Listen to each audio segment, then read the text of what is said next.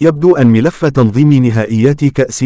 إفريقيا لكرة القدم لعام 2025 لم يفسح بكامل أسراره، في ظل المنافسة الشرسة بين المغرب والجزائر لاستضافة العرس الكروي القاري، والذي تتريث الكونفدرالية الإفريقية لكرة القدم قبل الحسم فيه. وبات هذا الصراع القائم يتخذ أبعادًا أخرى سياسية بدرجة أولى، نظرًا للحساسية التي تطبع العلاقة بين المغرب والجزائر، حيث أضحى كسب تنظيم كأس إفريقيا 2025 انتصارًا دبلوماسيًا أكثر منه رياضيًا، في إطار دوائر التحكم والتحالفات داخل القارة الإفريقية. وإن كان الملف المغربي الأوفر حظًا لنيل تنظيم التظاهرة الكروية القارية، فإن الجزائر لم تستسلم بعد، حيث علمت مصادر مطلعة أن جهاز الاتحاد الإفريقي يتعرض لضغوطات كبيرة قبل إعلانه عن هوية مستضيف بطولة كأس إفريقيا، والذي كان مقررا الحسم فيه الأسبوع القادم بالعاصمة الرواندية كيغالي، على هامش انعقاد أشغال الجمعية العمومية 73 للاتحاد الدولي لكرة القدم.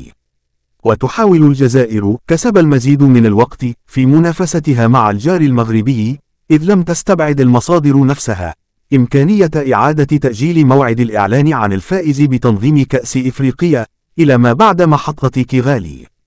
في هذا الإطار تلعب الجزائر ورقة علاقاتها الاقتصادية، حيث حذرت شركة توتال إنرجي الراعي الرسمي لمسابقات الاتحاد الإفريقي بتقليص التعامل معها مستقبلا وتقليص استثماراتها من البلاد في حال لم تستضيف الجزائر التظاهرة القارية لعام 2025.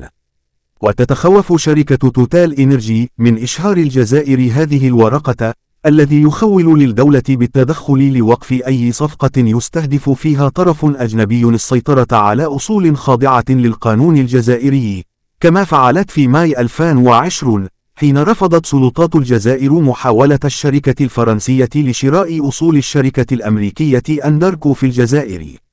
وكانت مجموعة سوناتراك الجزائرية قد وقعت في يوليوز الماضي عقدا ضخما ضم بالإضافة إلى توتال الفرنسية مجموعتي إين الإيطالية وأوكسدنتال الأمريكية بقيمة 4 مليارات دولار، ينص على تقاسم إنتاج النفط والغاز في حقل بجنوب شرق الجزائر.